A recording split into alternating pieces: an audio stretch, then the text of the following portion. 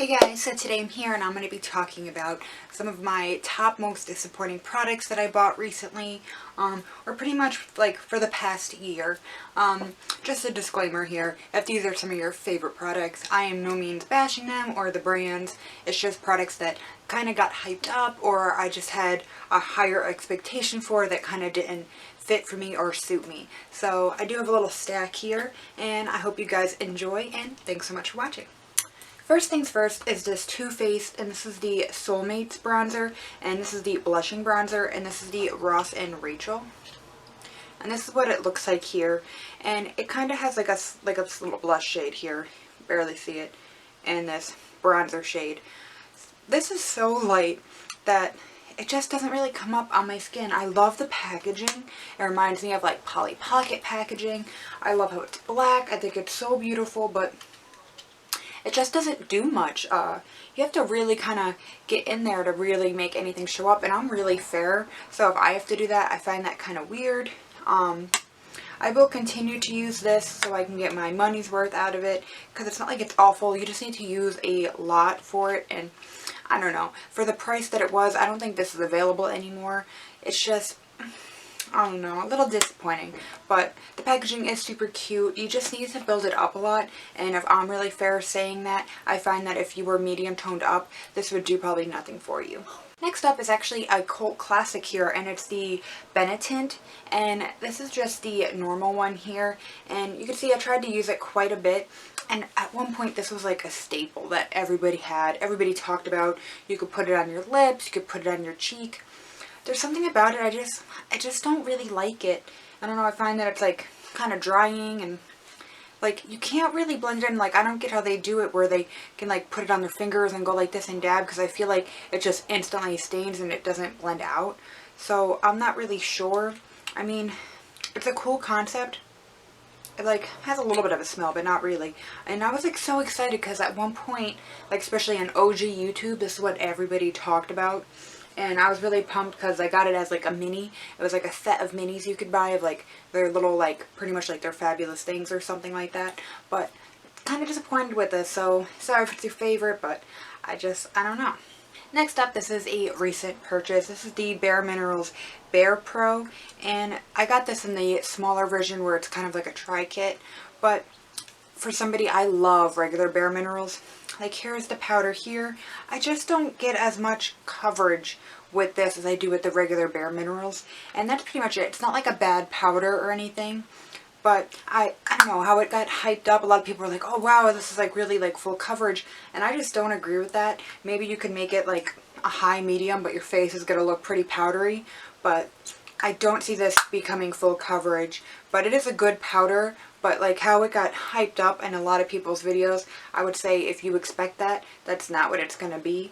But in general though, it is a good powder. Next up is something that makes me so sad, and it is the Lorac Unzipped palette. That's what it looks like here. It is so, like, look at it. It's beautiful, right? There's something about this that for some reason I just don't ever really use it. You can see that I really tried to use it here. And it's like awesome packaging. You get a mirror. It's just different. Like it's a different formula than the ones that are in the Pro palettes here. Some of these shades are gorgeous, and I will say, but just some of them are a little bit like, they're beautiful, but they're a little gritty. So if you're expecting that smoothness, you're not going to have that. Like Unreal's a little gritty. Undercover's a little gritty. And I think Undiscovered, yeah, it was a little bit gritty. I got mine from Kohl's, and then most of this palette is honestly good, but this shade here on Unbrittled, I think that's how you say it, is a little bit patchy, and it's like a really dry matte. These two mattes are beautiful and like unbelievable, unattainable, uncensored. I feel really good, and they're super like, these are like buttery. And they're so smooth. There's like no grittiness to it at all. I've never used this shade here, which I really should. I'm not going to be getting rid of this palette because I do want to like use it more because it can create good looks. It's just for the hype it got, I just got a little bit disappointed in it, and I was used to the Pro palette formula. But if you guys have noticed, I did start a new series called the I Remember series. I am going to be using this palette in it because I do want to try to kind of use this up a bit more, because you can make pretty looks, but if you're expecting that pro palette formula, this is a bit different. Next up is a product I've recently purchased, and this was the Morphe 12P palette. This was a very, very cheap palette, so I don't really, feel bad about it. Most of these are just like really dry. Some of them have a really good pigment. Actually, I stick to what I said in the original video. The orange and the red I think are gorgeous. And the white too. I actually really like this white. But a few of the other ones, like the green's kind of icky. This green's a little icky. Not icky, but a little dry, kind of patchy. You have to spend a little extra time with them, just in comparison to some of the other Morphe palettes that I've recently tried. This one probably I wouldn't go out of my way to recommend. If you want a palette of these shades, I don't think this is a bad price or idea for a product here. Just have to work with this palette a bit more. Next up is a product that first I was so excited to have, but I just never reach for it anymore, and it makes me so sad. This is the Too Faced Matte Eye. I don't even think they sell this anymore. This was the original OG cardboard packaging. And like at first I was so pumped to get this, and I used it for a little bit, but now when I look at it, it's just kind of blah. But if you do see this, if you like tones like this, I would say get it, but they are really smooth and like nice and buttery, and they have a beautiful pigment. Like that's probably one of the nicest grays I've ever seen in any palettes. Like just so pretty. I just never really end up using it, and I don't know, it's kind of sad. But then this is the Urban Decay, which eyeshadow palette is this? I think this is the Shadow Box, I'm pretty sure. I think this is the Shadow Box. And this is what it looks like here. I think I hauled this last year for Christmas. I got super excited because when I see these shades, they're just so beautiful. And back in the day, I loved the Naked palettes. Loved them. I actually, like, pretty much completely, almost, not all the way, but almost panned a lot of them. Number 1 and 2 were my favorite. 3 I had high hopes for, but it just looked weird on my skin, so that one didn't really get panned too much because I could only use certain shades that look good with my skin tone. They were kind of a little bit too pink, but it was a beautiful palette. But so I got really excited for this because this is some fun shades, some fun colors. It's just these are beautiful. The only thing that kind of bums me out is like to really get these to pack the punch. Like you can see it if you swatch. You'll get these tones. Well, not really for that one. They're just a little bit kind of powdery. You can see for the green, like that one's fine. The green's a little bit powdery, and just a little, like, almost kind of skippy a little. You would have no choice but to wet your brush with Max Fix Plus to really get the tones that you want. Let me try to get this one too. See how it's got like kind of a lot of powderiness to it there? You can kind of see they are beautiful. You just do have to wet them to use them. That's the only thing I kind of found a little bit disappointing. These are beautiful tones. You can get it to look like that, but just know you will have to use Max Fix Plus. Next up, I know I've just recently talked about this, but we're talking about it again. It is the Tarteist Pro Palette by Tarte. This is an unpopular opinion. Again, if you love this, it's not saying you're wrong. I didn't like it for me. This is actually rather expensive.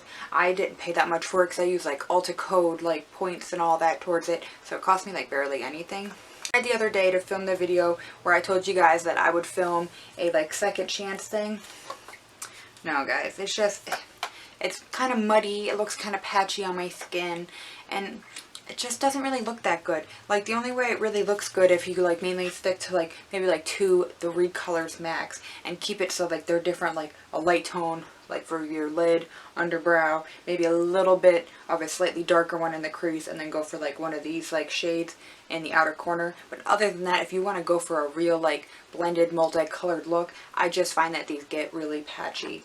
And I love Tarte. Some of their products are an absolute like ride or die product for me. Just this palette just doesn't really work for me. And like I said in the last one, I think this packaging's kind of cheap. It's not really my thing. Not knocking them, but it's just not really my thing. Next up, I was so disappointed in this palette kind of. When I first got it, I loved it, but then after like continuing to use it, I just got a little bit disappointed. This is the Lorac I Love Brunch palette. This is what it looks like here. It is super smooth, like the Pro formula here. You can see, oh my god, the shimmers are great. Let me just say that, like, the shimmers are really great. Like, here's your shimmer here. Toast is one of my favorites. It is a little bit chalky, but it is a beautiful tone, beautiful color. Just some of these are, honestly, they're gorgeous. Blueberry Scone is gorgeous. Just note that you will have to work these up. I believe now this is on sale for like $20-something. I would find this to be worth it to try for $20-something. It is actually beautiful. It's just, it's slightly disappointing just because you have to do extra work to get it to work. But for a pastel palette, this is it. Definitely find it to be better than other pastel shades and stuff that I found. So it is fun. So maybe they'll work a bit better on getting those done. Again, these are some of the shades. They're just very light and they just are a little bit chalky. Next up is the Smashbox Photo Matte Eyes. You guys know I love myself some Smashbox here, but these matte shades, they are so soft. Like, these are some of the softest, like, shades, like, ever. Let me try to get some more. Like, so soft. The only thing is that these are almost like so soft that some shades can be like blended away, or they kind of appear kind of chalky again, like how that pastel palette is. These aren't bad, it's just, I don't know, I can see some skin tones probably not being able to really use this. I think it was fun to be able to try it versus just full out buying the full palette and, you know, totally committing. I don't think they're awful. Because there is a few like really good shades. Really like this gray here. I think this is a beautiful, beautiful gray. And these do blend very nice. But you just gotta be careful because you can literally actually blend these away because they're so soft. And most of these products I'm talking about today, it's not that they're awful. Most of them aren't awful. It's just versus the hype that they get. Like, I mean, they're pretty pigmented. I don't know. It's not awful, but it's not great either. It's just for the height that they get, to my expectations, I guess that's where it kind of went. But don't think I'm knocking all of it. Most of it actually I still like. It just kind of slightly disappointed me where I was expecting something different. Now to kind of give you guys some recommendations on stuff I do also like, I'll give you it. Okay, so for some palettes that I truly love, I definitely love the Too Faced Natural Matte here. Here's what it looks like here. I did do some swatches on my hand, and that's next to the Smashbox Photo Matte. You can just see, like, it's so much more richer, smoother, and you can really see the difference in tones. Really recommend this one for, like, a kind of all matte, warm toned. You know, if you kind of like how this was. And if you want a good, cool toned matte here, I love the Naked 2 Basics, which looks like this. Beautiful cool tones, and these are so smooth and buttery. That one shade, what's it called, Skimp, has a little bit of a shimmer to it, but oh my god, these are beautiful, super light, buttery, like I said, and they just give you like that perfect, like, natural eye that you would just love. Sorry, I messed it up because I got some on my ring here, but they're so smooth, very soft, very nice. They're not like the greatest swatches. I got swatches all over here, but if you want a nice, cool toned one, and I think this is actually cheaper than the matte eye one, I really recommend this one. Here, actually, I'll show you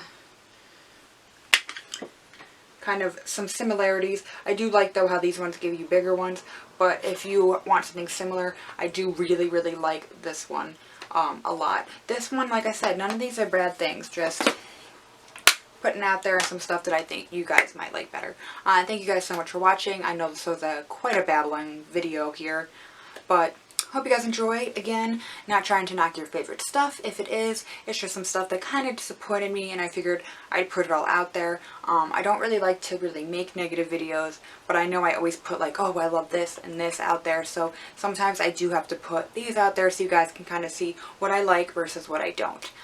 Thank you guys so much for watching, and make sure to subscribe. Alright, thanks guys.